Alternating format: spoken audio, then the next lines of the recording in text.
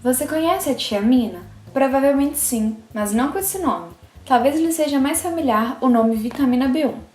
A tiamina, mais conhecida como vitamina B1, é o cofator essencial para o adequado desenvolvimento e manutenção das funções cerebrais. Vários processos de grande importância em nosso corpo dependem da tiamina, como a produção de ácidos nucleicos, que são os componentes do nosso DNA, a produção de lipídios, nossa principal reserva de energia, e também a síntese de diversas outras substâncias fundamentais, como os neurotransmissores GABA, acetilcolina e glutamato.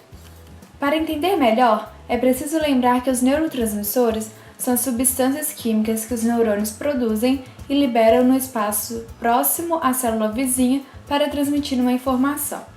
Assim, quando dizemos que essa vitamina é importante para a produção de um neurotransmissor, estamos dizendo que, sem ela, a comunicação entre os neurônios seria prejudicada e o indivíduo poderia apresentar distúrbios de funções cerebrais. Também podem ocorrer, na deficiência de tiamina, aumento do estresse oxidativo e reações inflamatórias que danificam ou levam à morte de células nervosas.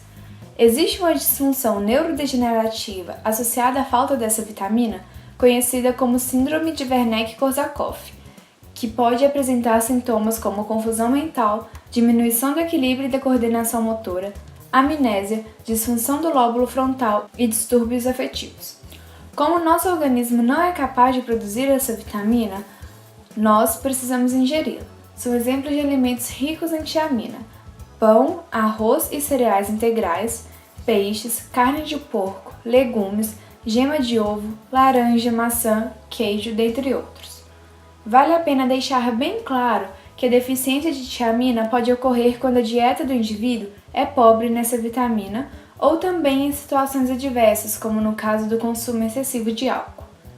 Para que seja possível entender melhor o que foi dito sobre a tiamina, observe o seguinte estudo feito por pesquisadores da UFMG. O objetivo dos pesquisadores foi investigar o conjunto de proteínas do tálamo em ratos que são deficientes da tiamina e também avaliar sua capacidade de noção espacial e memória.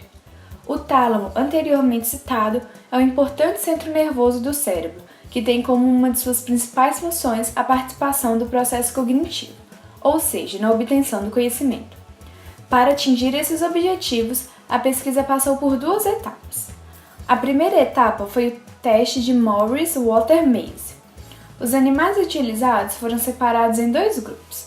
O grupo controle, com ratos normais, que foram tratados por 15 dias com doses diárias de tiamina, e o grupo deficiente, tratado por 15 dias com uma substância chamada piratiamina, que inibe a ativação dessa vitamina. Esse teste avalia o aprendizado e a memória dos animais e consiste na utilização de uma piscina dividida em 4 quadrantes imaginários, e que no centro do quadrante noroeste possui uma plataforma circular que é o ponto seguro para os animais. Ele busca analisar quanto tempo o rato leva para aprender o caminho até a plataforma, partindo de diferentes pontos da piscina. Primeiramente, é feito um treino no qual há a plataforma e os ratos são colocados na piscina em um quadrante aleatório para achar o caminho até ela. O tempo gasto é medido e, caso o animal não consiga completar a tarefa em 60 segundos, o pesquisador o guia até a plataforma, como uma forma de ensinar o percurso. As sessões diárias consistem em treinar esse caminho a partir de cada quadrante da piscina, e foram feitas 5 sessões de treino, uma por dia. O teste final era feito no 6º dia, porém sem a plataforma. Nessa sessão, era analisado o tempo gasto pelo rato para chegar ao quadrante noroeste, onde ficava a plataforma, e medida a distância entre o local onde o rato chegou procurando a plataforma e o local onde ela supostamente ficava nos treinos anteriores. Isso serve para avaliar a memória do animal. A segunda etapa é a avaliação do proteoma do tálamo. Para comparar as proteínas que estavam presentes no tálamo dos ratos sadios com as proteínas presentes no tálamo dos ratos que passaram pelo tempo de deficiência de tiamina, os animais foram sacrificados ao fim do teste da piscina e foi retirado o tálamo de cada um deles. Esses tálamos passaram por maceração, centrifugação e lavagens para que fossem coletadas as proteínas ali presentes. Análises estatísticas e técnicas de identificação de proteínas e de bioinformática foram utilizadas para realizar a comparação. Resultados: os animais do grupo que teve a falta induzida de tiamina apresentaram sinais clínicos.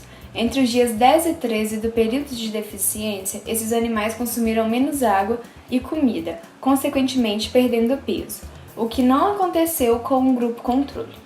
Porém, após um período de administração de doses de tiamina aos animais que apresentavam a deficiência, eles recuperaram e não apresentavam mais sinais clínicos. O teste Mollers-Worth-Maze revelou que os animais dos dois grupos são capazes de aprender. Entretanto, os animais eficientes demoraram mais tempo para concretizar esse aprendizado. Houve uma diferença significativa entre os dois grupos na segunda e terceira sessão de treinamento. Os animais controle gastaram menor tempo e fizeram um caminho menor para completar a tarefa. Já os deficientes só conseguiram chegar à plataforma em tempo e caminhos menores a partir do quarto e quinto dia, o que mostra que eles aprenderam, mas com dificuldades. No experimento sem a plataforma, que avalia a memória espacial, não houve diferença significativa entre os dois grupos, o que indica que a deficiência de tiamina não afeta a memória. As análises proteômicas identificaram 1.440 proteínas presentes no tálamo de cada animal. Desse total, 183 são significativamente diferentes entre os dois grupos. Dessas, o grupo com deficiência de tiamina apresentou 153 em menor quantidade e 30 em maior quantidade. Mas qual a diferença faz o tálamo de um organismo deficiente em tiamina apresentar 183 proteínas em quantidades diferentes, sendo que foram identificadas 1.440? Bom, mais pesquisas ainda são necessárias para responder essa pergunta. Porém, para facilitar esses estudos, os pesquisadores desse artigo já identificaram 18 atividades importantes do nosso organismo que são afetadas pela diferença na quantidade dessas proteínas. Por exemplo, o ciclo da vesícula sináptica, que contém os neurotransmissores responsáveis por enviar informações a outras células, foi uma das vias mais afetadas pela deficiência. A glicólise, que é a quebra da glicose para obter energia, a gliconeogênese, que é a síntese de glicose a partir de precursores, a biossíntese de aminoácidos, importante para a formação das proteínas, e o metabolismo do carbono também foram afetados. Os testes e dados coletados permitiram observar que, após um tempo, os ratos com deficiência induzida de tiamina apresentavam-se clinicamente bem, mas com sequelas cognitivas.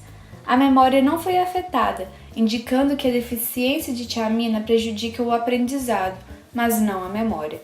Assim, sugere-se que os locais no cérebro responsáveis por essas atividades podem ser distintos. Os estudos mostraram aumentos e baixas nas proteínas do tálamo, algumas delas que tiveram sua quantidade alterada e são relacionadas ao aumento do estresse oxidativo, que por sua vez participa do processo de morte neuronal. Foi percebido também que a deficiência de tiamina afeta a comunicação entre os neurônios e o metabolismo. Os dados apresentados esclarecem alvos moleculares relevantes para o estudo de mecanismos de degeneração dos neurônios. A quantidade relativamente grande de proteínas afetadas pela deficiência de tiamina indica a complexidade do fenômeno e sua necessidade de mais pesquisas, priorizando a interdisciplinariedade.